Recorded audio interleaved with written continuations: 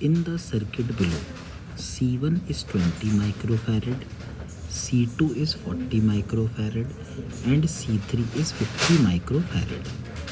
If no capacitor can sustain more than 50 volt, then maximum potential difference between A and B, X and Y is. तो अब जैसे ये C1 है, ये 20 microfarad का capacitor है और 50 वोल्ट इस पर मैक्सिमम हो सकती है। तो मैक्सिमम चार्ज इस पर जो होगा वो होगा 1000 माइक्रो कूलम्ब। इसी तरह से एक और है, देखो, वो 40 माइक्रोफैरड है। अगर ये भी 50 वोल्ट तक भर जाए तो इस पर भी कितना होगा, 2000 माइक्रो कूलम्ब।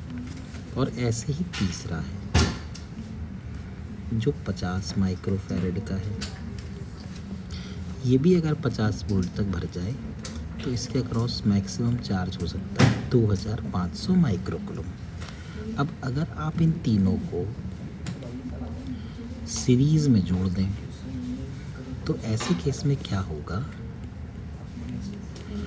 कि जो भी सबसे छोटा चार्ज है वही इन तीनों पर आ जाएगा, क्योंकि वही सेफेस्ट प्रोसीजर है जिसमें तीनों कैपेसिटर सेफ रहे।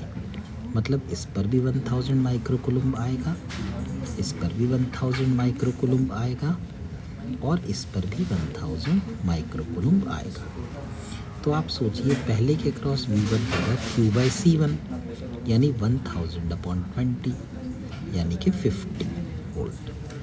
दूसरे के क्रॉस V2 कितना होगा, 1000/40। इसका मतलब है कि 25 वोल्ट। और तीसरे के अक्रॉस पोटेंशियल डिफरेंस होगा 1000/50। इसका मतलब है 20 वोल्ट। तो टोटल वोल्टेज हो जाएगी V1 plus V2 plus V3, मतलब कि 50 प्लस 25 प्लस 20 यानी 95 वोल्ट।